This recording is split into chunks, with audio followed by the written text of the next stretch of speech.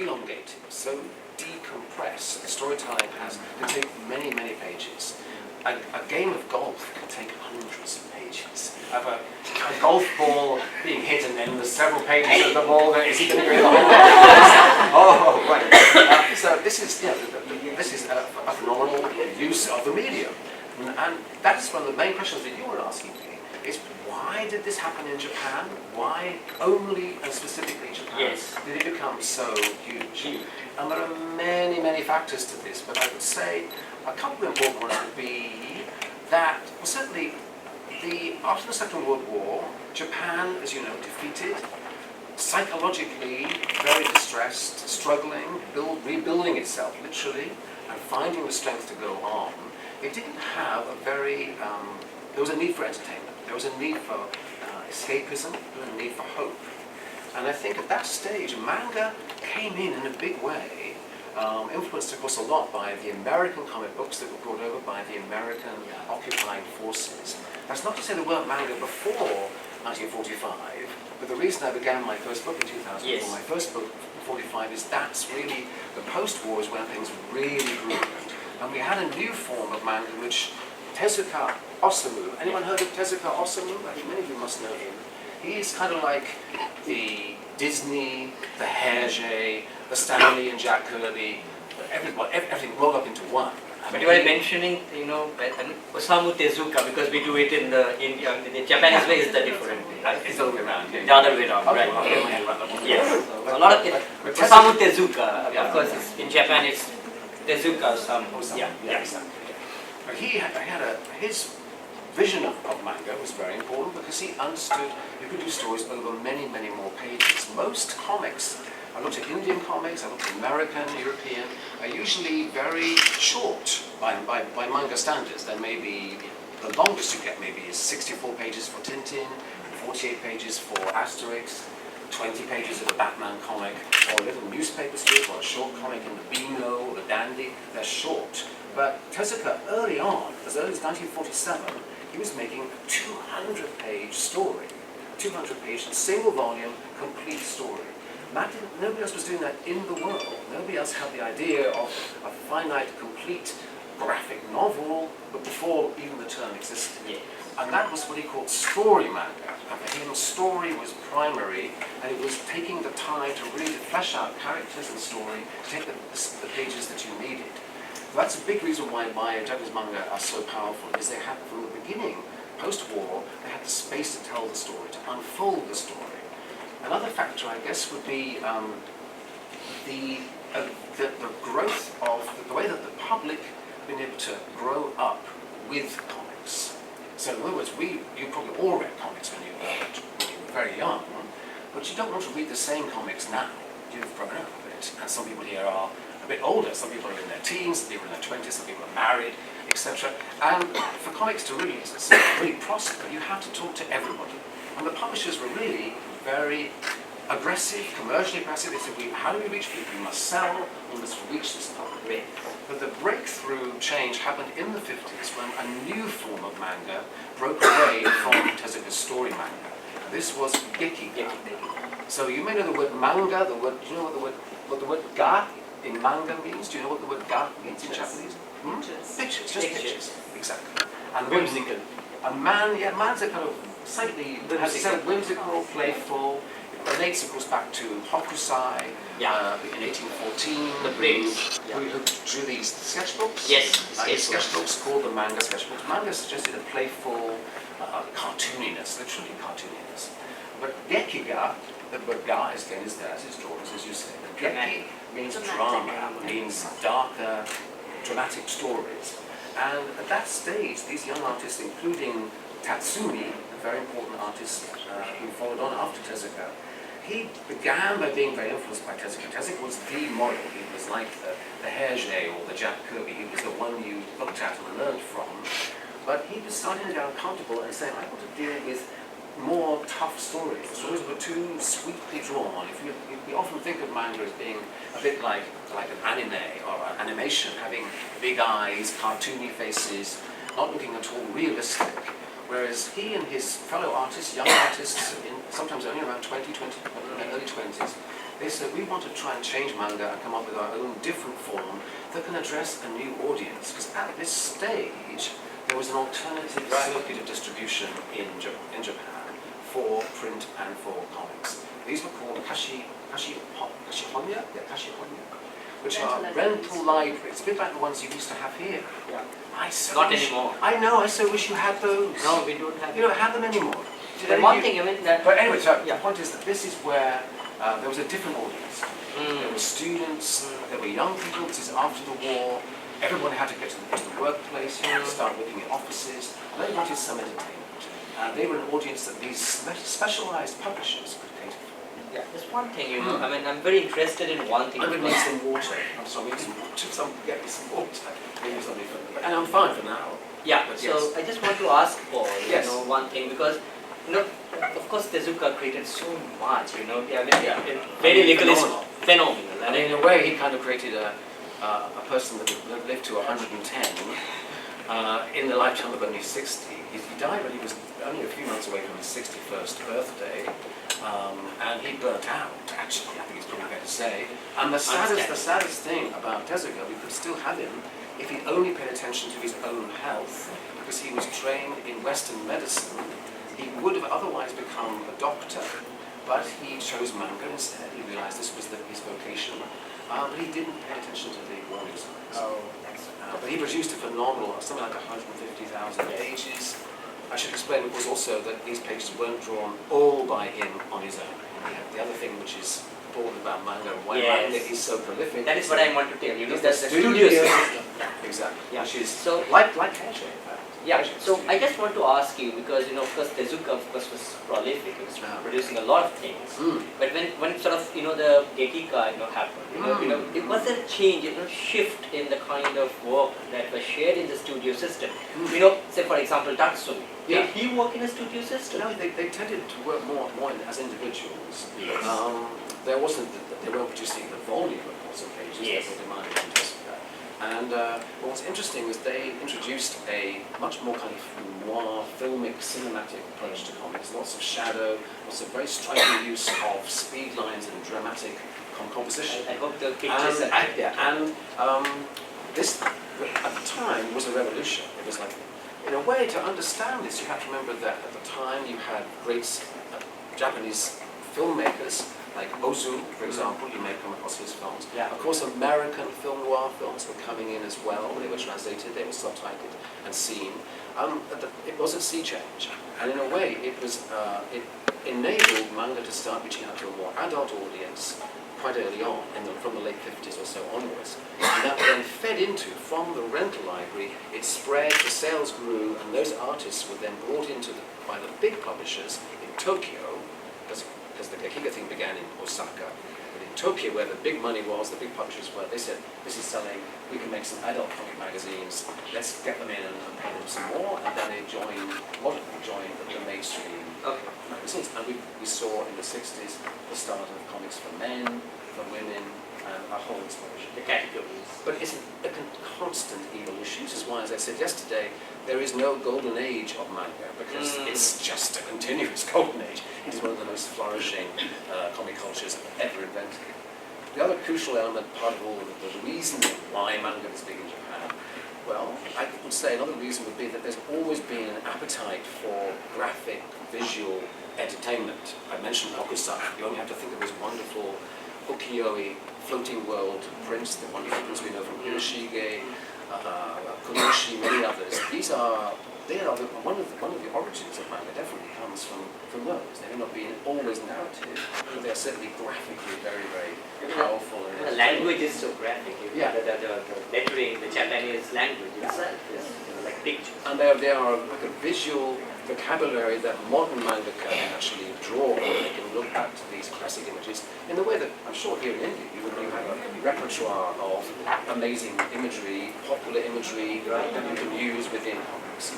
The other crucial difference I would say is, unlike anywhere else in the world, we have women making comics and reading comics on a very large scale. Of the, I think approximately 4,000 or 5,000 professional manga artists, it's around 50-50 between male and female. That's not the case in many other countries at all. I mean, here in India, we're seeing a rise of very talented young women artists. There aren't very many women who have made comics in India or in Britain either. But in Japan, especially since the 70s, when there was another revolution, and shoujo manga, manga for girls, took off, at last, instead of having manga being made by men for girls, which seems to me a bit strange, actually, suddenly you had women, young women, maybe only 5 years or so older than their readership, making stories that could talk to their own sex, and that was really important. Small question though, of course Japan is of course maybe a very patriarchal society in certain ways. It certainly is. So how do you look at Soju? Because you have just spoken about Hajio, remember? Yes. Yeah, so she's being inducted into the Hall of Fame. Well, nominated For the Eisner Hall of Fame. Yes. And it's kind of a shift, right? Yeah. So can you just explain a bit more about the Soju thing? What happened, how it was received in Japan, because Japan sometimes can be notoriously patriarchal in certain ways. Well, yes, and the manga is somehow, dealing with it in a very different way. It's interesting. I mean, we're familiar with comics for girls, and how they would tend to be, they can be rather sweet and rather light and a little bit sugary, and maybe not with very much content. These young women who came in, you mentioned Hagio Moto, but there was a whole group called the 49ers, named after, basically, they were all born more or less around 1949. So by about 1970s, early 70s, they were still in their 20s, still very young, and very hungry to do new kinds of stories that could reach out to their own readership, their own young readership. And along the way, they really innovated, because they made emotion as exciting and graphic on the page as motion. We associate manga a lot, certainly with shonen manga, boys manga, with lots of wow, zam, bam, lots of speed lines, lots of dramatic panel layouts and impact. Yes. And the question is, how do you make someone falling in love or being sad? How does that become visually dynamic on the page? It could be a bit dull. And they came up with all sorts of solutions, and one of the most important ones was the idea that they would visualize the feelings externally. And so around the person's head there would be this psychic aura conveying and representing, symbolizing how they're feeling. And as you know, there are other bigger things like flowers blossoming and other props that we used, but it was a new, innovative language made specially for shoujo manga, and it has, again, added an enormous amount to the language of comics and what it can do. And amongst the themes they had, they were often dealing with fluidity and questioning of gender identity. One of the most famous ones, The Rose in Versailles, Yuketa Ryoko, deals with Marie Antoinette. It actually deals with the French Revolution, but it also deals with a character who is brought up as a girl who's brought up as a boy, Lady Oscar, and she has to cross-dress, she has to disguise her sex, and she has to prove that she is able to be a forceful guard in Marie Antoinette's palace, in the palace of the king. And this, of course, these images, these characters of this sort, women who could stand up and perhaps escape the patriarchal norms of the time, became very symbolic and encouraging, inspiring to young girls who were reading them. Several women I know, Japanese women who live, friends of mine, for example, in Europe, particularly in London, have told me that reading these shoujo manga in the 70s made them realize, I'm not going to give in to the patriarchy. In fact, more accurately, I'm going to leave Japan because Japan is too oppressing me too much, and I would go and move to Europe, and in fact in the end perhaps also fall in love with a Western man who doesn't treat women in the same way as the Japanese man encounters. So that gives you an example. So these comics were literally life-changing. So one thing I need to... people come in. Do you want to come in? There's some room over here. Yeah, you can come in, please. I mean, yeah. Anyways. Yeah. So, but is there any way, don't be afraid to tell us if there's anybody here that literally has never looked at a manga. Wonderful. Yeah, new friend Sarita here. You're discovering. Wonderful. So that's, you're very, very welcome. So all of them know about manga. We have the images on here now. Yeah, we have the images, you cannot have it there. But what we can do, of course, is keep the conversation flowing. Oh, absolutely. So remember I talked about the initial question. Let us go back to the initial question. Remember your first book, of course, 2004, manga, on manga, and then of course the Mangasia exhibition. I just want to 15 years between the two. 15 years, and I want to know exactly, how you went to Japan, for example, and you encountered wonderful things. Remember, you said that the experience was sometimes disorienting. Too much to take. There's so much. You met some artists, right? I had a chance to meet many. It was a very intensive, almost So 3 can weeks. you walk us through that kind of experience and what is happening in Japan? People, we of course get certain stuff here. We don't get most of the stuff here because it's such a big thing. So for us, Tezuka is still the Buddha and Astro Boy. They're the small things that we get here. There's so much to Tezuka. We don't know what Tezuka has. The number of books is like mind-boggling. I see it sometimes, and it just goes on and on. It's like a list that never ends. So can you just see the experience of you curating Mangasia and you going to Japan and encountering the new kind of work? So did you see something changing maybe after say 2000, after that? I think obviously there's the main thing to realise is that my first book in 2004 was really written as much as anything for me to try and make some sense and explanation of the manga phenomenon. That's why it was a very much organised chapter by chapter, by genre, by the market, whether it's shoujo or shonen, for example. And my knowledge was very limited. It was my first book, and to be honest with you, I'm a bit embarrassed about it now, because there are things that aren't correct, and I had a certain hubris, I think, to pretend that it was going to be possible to talk about the entirety of Japanese comics, 60 years of them, in a book of about 160 pages. It's just ridiculous, actually, and obviously I left out a lot of things. I didn't know about everything.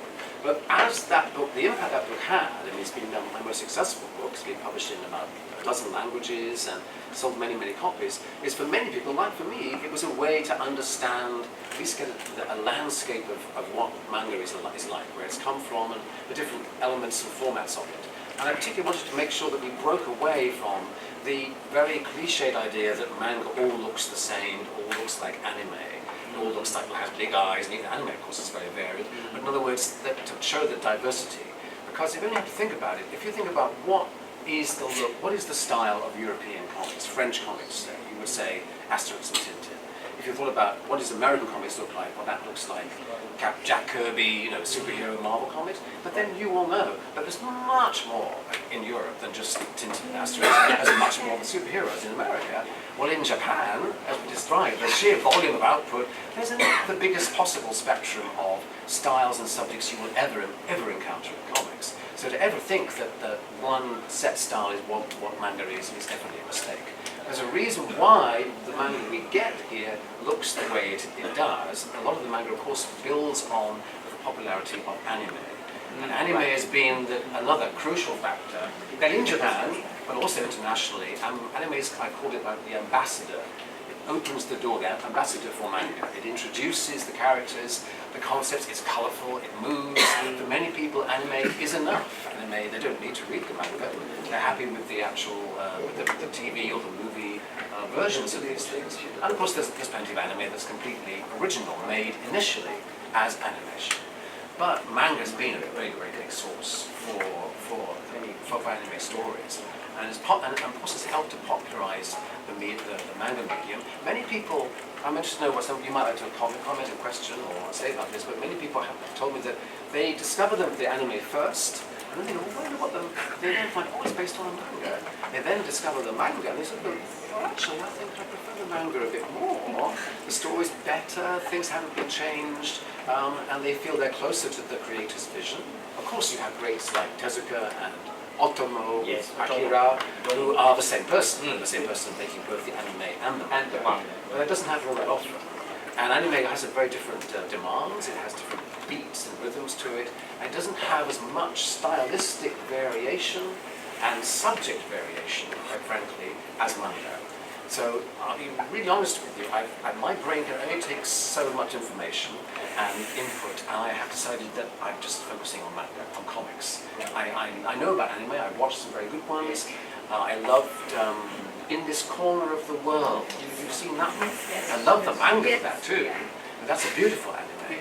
And there are great ones coming out, completely original ones. But I have to, my time, we all have only so much time we can devote to anything.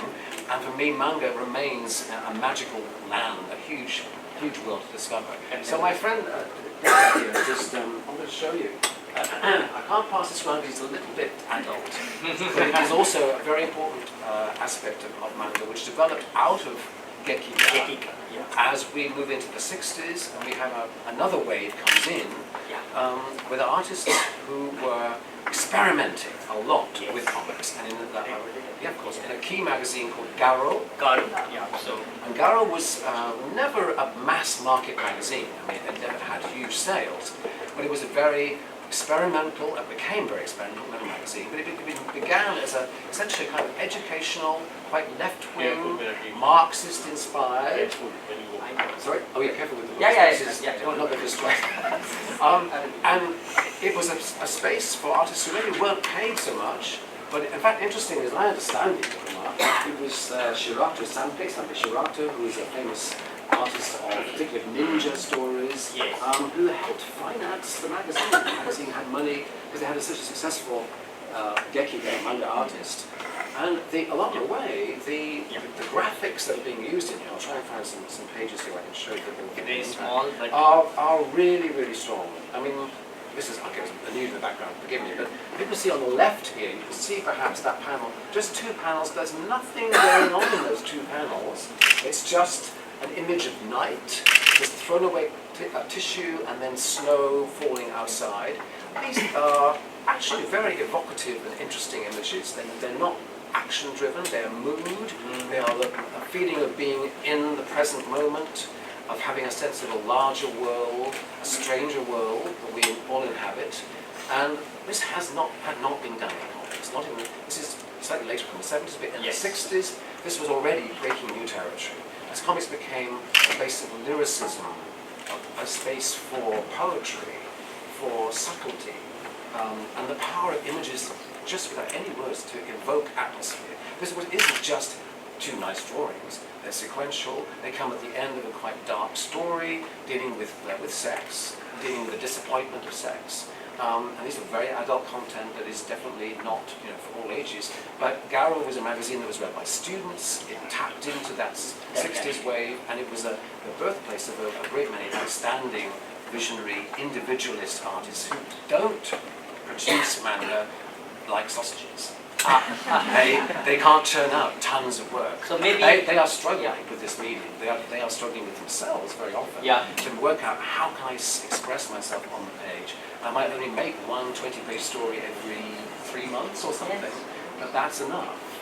It's a different kind of career. And these were the first, if you like, as you and I were talking, almost some of the first poets realizing the poetic impact that words and images can have. So in long form we talk a lot about the impact of Garo, because we do this collective thing, and of course Garo is of course a huge model. We are not we discuss things. And of course, can you sort of maybe talk about 1 or 2 important artists, and maybe some works, of course, because you love this part of the manga, you want to talk about this. So maybe 2 or 3 artists to maybe initiate people into that style, because this is different. This is not like the teen mangas, like it's just coming out. We should certainly come back to Tatsumi, who I mentioned to you before. Tatsumi helped named the phenomenon of Gekika, and who did contribute to Garo as well. And interestingly, he was actually one of the very first Japanese artists to have their work translated into other languages. And there's a reason for that. It includes the fact that his stories were short, they weren't thousands of volumes and pages, but also because they were dealing with very urban angst and despair, the Japanese psyche, issues of relationships, of disappointment. He looked at quite the bleak problems of Japanese society. He faced them unflinchingly and head-on in his stories. And these were then translated, for example, first in Spain and then in America. You can buy the material now. And they are very accessible and surprising stories. They come close to, in some ways, to the most into art house cinema in some ways. And he would be one of the key people I would mention. But there are so many others, to the point where we were talking about Hayashi Seichi, Yes, yes. Red Colored Elegy. Basically, if you want to check these ones out, there are publishers like Drawn Quarterly and Breakdown Press who have specialized in getting these works into English. I think that is a very good example. For many people in the audience perhaps here who are perhaps uncertain where to begin, I would suggest sometimes these short story collections or these one-off volumes are a good place to start. You might want, many of you, and I'm sure all of you in the audience, but he's not talked about Naruto or One Piece. Not everybody wants to start reading 90 volumes and not knowing where to get read. It's a lot of pages. And we have some people who are probably going, yeah, I don't know, what do I read next? Where do I start in this gigantic ocean of manga? And I would suggest that these one-volume things are really worth stepping into. And Tatsumi is a good entry point for a different kind of darker, realistic manga. We're going to get some images to you. We are not getting images, so that makes it a bit boring, I know. No, it because isn't. Yeah, you've got my shirt. But what a good thing about Paul is so passionate about this. He literally draws pictures with the way he speaks and all that. So I normally let Paul speak about it. But of course, let us talk a bit about about that classic. The Barefoot Gen. In fact, I actually thought of Barefoot Gen, that's the way it is, but he corrected me that it should be Barefoot Gen, it's hard, of course. Yeah. So can you talk a bit about that and the kind of evolution it's brought about? I haven't, in all the kind of discussion, I haven't mentioned that, in fact, really one of the very first major manga series that was made available in English was Barefoot Gen by Nakazawa Keiji Nakazawa. That was back in the 70s, and for me that was, of course, I could finally read manga in English, because I was buying the magazines and looking at an amazing manga, but I couldn't read, I couldn't visualize the story, I couldn't read them. The story behind, how many of you have read Barefoot Gen? Are you aware of Barefoot Gen? It's available from Penguin here. Yeah, so it's a cheaper version available here, and that has made it's a very popular one, so you can get it very easily. Sometimes it's difficult to get a lot of manga. But Penguin India has actually come up with a version. So Barefoot, it is spelled Gen. You can look up. It's a really great classic, right? Yeah. Barefoot because he was a boy without shoes, and Gen meaning like a seed or a grain, something that would grow a new shoot, if you like. And it's the story, if you're not familiar with it, is the account, slightly fictionalized, but on Nakazawa's own experiences as a boy, waking up in August 1945 and experiencing the bombing of Hiroshima. And this is something that he survived, evidently, but he had a huge, dark, dramatic effect on him, as you can imagine. His mother also survived. He worked as a manga artist very hard. He worked in studios, he worked as an assistant, he gradually developed as a solo author with his own assistants, but he never faced up to the dark, literally mushroom cloud of what happened to him, what he experienced, what he felt about this, until he attended his mother's funeral. Now his mother was caught in the blast, they both survived. You may not know this, sorry this is making you a bit squeamish, but when you're cremated, you may not know this, when you're cremated, if you were cremated, not all the bones turn to dust. They have to kind of pound up some of them to but because of the radiation that his mother had affected, she did go completely to dust. There were no bones. And this brought home to Nakazawa that actually his mother was also a victim of the bombing, of the atomic bomb. And so as a result of this, he thought, I must do something to communicate this, especially, of course, because he was also very strongly pacifist, very strongly anti-nuclear. He didn't want to see the proliferation of atomic bombs, as you know, during the 60s and 70s. The campaign for nuclear disarmament was very strong, but at the same time there was the Cold War still, there was much tension. There still is tension, of course, about atomic bombs around the world. So he made this extraordinary manga in a boys' weekly magazine. I mean, not in an adult comic. And this is extraordinary too, the fact they would say, yes, you can do this story for our children's readers. In the equivalent of something like the Beano or Dandy, here's stuff showing the horrors of him surviving and coping with his mother surviving in the bombing. And the book, the story about how it got published is also very interesting, because I'm not even sure it's carrying on now, but during the 60s and 70s, perhaps longer, there used to be a March for Peace, which literally marched across America and brought people from all over the world protesting and demonstrating for peace. And Japanese people there had copies of Barefoot Gen, and people were sharing them and saying, this is really great manga, maybe we can get this one into English. So out of that, some of the members of this march formed Project Gen to translate it. And in the 77, 78, like that, the first volume came out, and we could finally read a full-length manga. And it has got there's an interesting debate about Barefoot Gen, because it's not very critical of America. And in fact, some people... It got censored, I think. No, well, that was more recent. But More recent, in terms of, Nakazawa could say whatever he wanted to. But he decided to really, unusually and bravely criticize the Japanese military regime. The fact that there was such ridiculous patriotism, the idea that Japan would be able to defeat the rest of the world. A nationalism that, of course, was also has never really died out in Japan. And as you mentioned, only a year or two ago, there were people trying to suppress the Barefoot Gen stories and the ideas that his criticism of Japanese politics and military strategy in the Second World War, blaming, in fact, the Japanese authorities for the tragedies of Japan in the war. And there was an attempt to ban it, but as a result of this attempt to remove these manga from the classroom, because they were being used in the school to explain and to sensitize pupils to what had happened, the Hiroshima Museum mounted a big exhibition of Nakazawa's work to say, no, this cannot be silenced. Okay. So tremendous, I recommend it, it's remarkable. Yeah. It is also, at times, there's a lot of quite sort of slap, violent sort of hitting, the father punishes the boy very, very, it's not subtle, it's not understated like Mouse. But it works. But it works very, very hard. Yeah, it's very, very hard.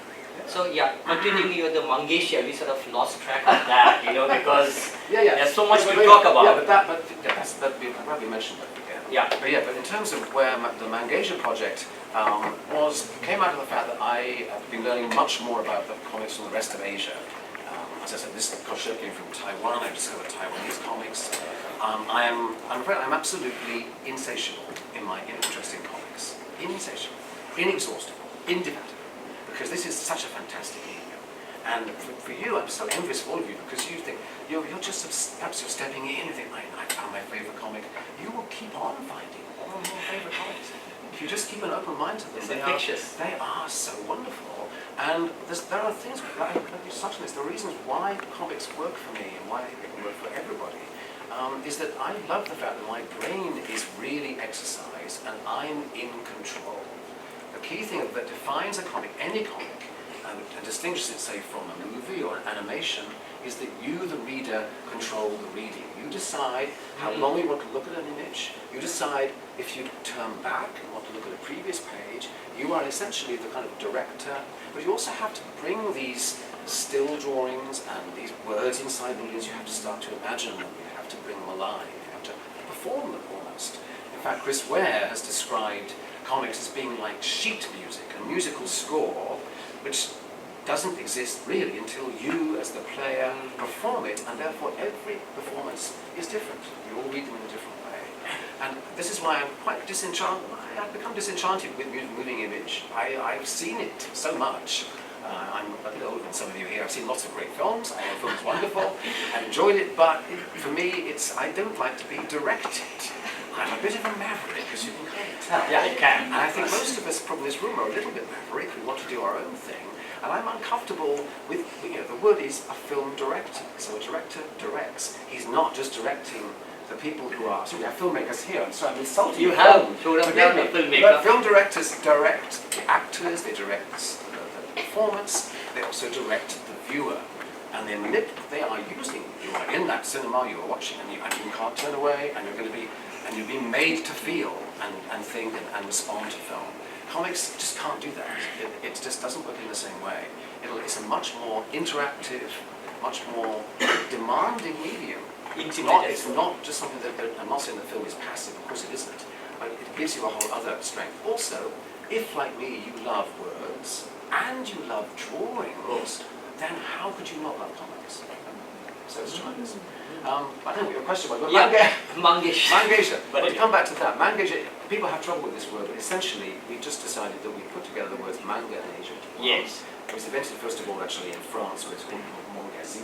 Okay. And the idea was to look at Japanese comics in a bigger Asian context. Yes. Essentially, manga is the Trojan horse that I used to smuggle in more information about comics from other parts of Asia, India, China, Singapore, Taiwan. I mean, just it's Philippines. It's a slightly ridiculous project, to be honest with you, because as you and I know, we need a book on Indian comics, we need a book on Korean comics, but unfortunately publishers go, no, manga, people like manga. So I said, well, can we have manga and a bit of Asia? Okay, we'll do Mangasia. And initially it is about half Japanese, so there's still, if you haven't picked up Mangasia, there's still a lot of new information. It's certainly building on the book I did in 2004. But also there's a lot of connections and contrasts I wanted to build out in the book with other forms of comic culture around Asia. And Asia is just so rich with comics cultures of its own. So including India. I think also should we have some questions? Yeah, we will have it. Just one question before my question, of course. Of course we have. I'll let the floor be yours. Yeah. But the whole thing is, this year, of course, last year, British Museum actually had this huge Mangasia, which drew in amazing we saw that. We couldn't have imagined that. We couldn't have, and it's legitimized. Just almost like the holy grail of the elite stuff, and you have manga and people flowing, and you have to stand in line. Over 180,000 people came, which is I think only been topped by an exhibition which ran for much longer about the Vikings. When I spoke to the curator, they told me that actually they shouldn't really have had 180,000 people in because it's not legal. They weren't allowed to have that many people in. People were coming back in again. They came back in again. And yeah, the interesting element there is it's not something out of the blue. There is a Japanese department, of course, and ever since the British Museum began, they have been alert and aware of the wonderful illustrated graphics from Hokusai onwards. Even buying material back in the 19th century when the British Museum was new, they were always collecting. But they have got a very active department that were collecting manga artwork. And there were several exhibitions, smaller ones they did before this one. But its impact is remarkable, and they did a very good job because it was designed for people who have not approached manga at all. Really have no idea. From the basics, how do you read it? How does it work? And it made it extremely accessible. And they have a wonderful catalogue that came up. So the show's gone, unfortunately, but the catalogue I would recommend very much. I think it's an Amazon as well. You can just look at it. Maybe questions, because there may be a lot of questions. So we will go a bit, one by one. So maybe first, Yeah. So just Can you be a bit louder because already we don't have any mics, so we have got mics. Sure. We have got mics. So it's fine. Hi, sir. So I was just wondering, what sea change has caused both manga and anime to now become more mainstream?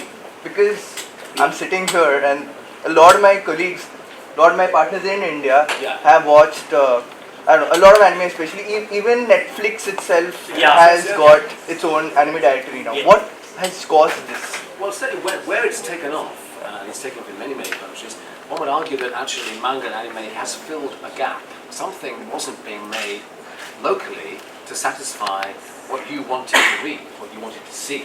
I mean, essentially one would say that certainly in terms of comics, the comics publishers basically didn't innovate and didn't try and bring in new, fresh ideas that were needed to keep any medium alive. And that's where the path was wide open for manga to touch people.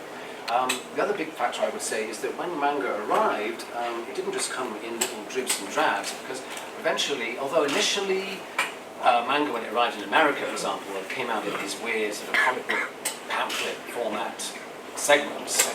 But eventually the standard format became the tankobon, the paperback book. So like 200 pages. And the great thing also we were lucky is that in Japan, if you're reading tankobon and it's appearing in a current magazine, you might have to wait several months for the next one to come along because it's being serialized and you have to wait till enough pages come along. But if you've got all this backlog, all these stories finished, or maybe 20 volumes already done, they can come out. You can have them come out every 2 months. You've got another 200 pages, and that really captures people, that really gets people into the story, not waiting and waiting for albums to come out. In contrast, something like 13 or 13, brilliant French Belgian series, by Jean Van Damme, etc. That took like maybe 15 years to come out, because one album would come out maybe every year. So that's stretching the reader's tolerance quite a lot. So that was a big factor, I think. Thank Very you. good question. Yes. Yeah. So any more? So you have. We'll just go everybody. So how has Shintoism affected the manga culture? That's a great question. That's a great question. Yeah, I thought of. Well, yeah. I mean, certainly as I think I was even hinting at the image I showed you, that there is a spirituality in manga, and in anime too. From the films of Miyazaki, for example. Yeah, exactly. And it gives, I think, that special atmosphere that we associate with Shintoism, with those big spiritual beliefs, are conveyed in the comics. Not all of them, of course, but there's room for quieter moments, for moments of atmosphere, for being. And one of the key ways I would say they do this, which if it had the pictures I've shown you, is an innovation that manga did. Manga innovated in many, many ways, but if you think about it, one of the most innovative is that almost every other comics in the world have got borders, white borders around the edge of the page, right? Well, as you know, you've read manga, sometimes one panel will bleed off the edge, but sometimes when you really want to make impact, or maybe convey a kind of deeper sense of space, of being present, a whole little page spread will bleed off the edge, and suddenly you can almost feel yourself pulled into the comic. That's Yeah. I mean, there are some examples of that, and this is something that the Japanese weren't doing just in recent time. They were doing this even back in the 50s. And interestingly, I was talking to an Indian comic artist working on a graphic novel right now, and working for a publisher who is not necessarily that used to doing comics. And I was saying to him that you could, some images would be great if you could do a lead image, or maybe don't be spread. It's a dramatic moment, and they didn't understand. We can't do bleed. We don't put bleed into our books. Words don't go off the edge of the page. We haven't conceived that pictures could do that. But that's one example. It's a big publisher of creating that depth and that emotional impact, which connects definitely to Shintoism. Yeah. So maybe. Yeah, we have. Maybe Devuda will of course have a question. So and then we will come. Please. So my question is, see, SF, science fiction, that is big in manga. But one gets confused when you see Hideo Moto's work. Yeah. And if you read Underwater, Yeah. and you read Clamp, they are both considered to be science fiction, where the Clamp stuff is more like bubblegum stuff. It's very, very. Even Cardcaptor Sakura is considered to be SF in Japan. Right. So how do they treat? I mean, there is. It's very crossover, right? Well, I think as I understand it, you will know as well that the minute Hideo Moto has been receiving prizes for science fiction manga from the science fiction world, whereas I suspect perhaps that Clamp has not. And so there's kind of, you see, there's more populist science fiction, just as we have probably everywhere, is that, but someone like Hideo is considered an author, a visionary writer in the words and pictures of science fiction, and that's why she can achieve this fame and serious acclaim of her work. And science fiction, of course, also, we mentioned Astro Boy, Akira. Yeah. There's no doubt that the Japanese have been hugely influenced by the robots, the visions of the future. Yeah. We know that Japan is one of the most technologically advanced countries, certainly the country perhaps with the most familiarity and even comfort with using and interacting with robots, and that's come through manga and through Tezuka and others, demonstrating that the robot can be part of our culture. I just want to ask. In fact, maybe some of the designers, we know the designers of Japanese robots have read manga and therefore based on So one question before I again come back to you, horror manga, of course, big, one of the. How many people like horror manga? I don't. Yeah. So Junji Ito. So I wanted to ask because it's like, of course, there are some examples we wanted to explain. We couldn't get that, but anyway. So. Yeah. So like again. I've heard someone tell me that they're making a Netflix. Yeah, Netflix thing. Yes, they are. Yeah. It'll be moving image. Who needs that? I mean, sorry. I mean, the manga's the thing. Yeah, so Right, we don't often find these type of sessions happening, and whenever I got to hear about this, I came in. Now, my particular question, right when you said that there is enough light here, that's when the question came into my mind. Now, I wanted to quickly get your response to this and tap you into this evergreen debate of the fandom of Death Note. And whose particular approach to justice would you like? Because just to finish, that in Japanese manga in contemporary times we see that psychopaths, for instance, or Death Note have been continually revisiting to this concept of justice. Yes. So, according to you, as a manga lover, like me, whose response or attitude would you probably be voicing with? Elves or Kira's? What I'd like to do is rather just than choose one or the other, it's a very good point you've made, is just look more generally at what this symbolises. And one of the other reasons why manga have caught up with a world public, I write about this in my first book actually, is that they don't have the moral divide of good versus evil, the certainty that good will triumph, or even perhaps it's much more grey, much more nuanced. We don't, with superheroes, we know who's going to win. They might die, but are you worried about Iron Man dying? No, I'm not. But that's just that in manga, anything can happen, anyone can die, because these stories are not going to last for 70 years, well, probably not, and they are one author's vision. They're not going to be given to somebody else to mess around all over again, or reboot, or change the story. And this is what we want in stories. We want stories that mean something, that are not just a franchise to sell more merchandise. I'm sorry, but that I would say is what's also caught, I think, the world attention in these times. Younger people have seen manga and anime not just as great fun products, but as windows into Japan and Asia and a different set of sensibilities, different sense of morals, of spirituality that isn't American. And it is literally, we are in a war of images. These are big, powerful corporations, big companies that want you to, Disney wants you to only enjoy their products. Disney, as you may know, bought the rights to Miyazaki's animated movies, masterpieces, and then patented some time ago, and sort of suppressed them. They didn't release them properly in America. Yeah. And then, of course, Spirited Away won an Oscar, and but they knew that Miyazaki's animation was better than their animation. Yes. By miles. So yeah, you can buy something and then suppress it. So this is a war, and there's great work obviously coming from every country, including America, of course. But Japan offers, and Asia offers, other visions to the world of how to think about stories, to morals, the right and wrong, what is good and bad. It's not so much which is right or wrong, it's more that you debate and consider that there's maybe more than one side to the story. Yeah. Thank you. So maybe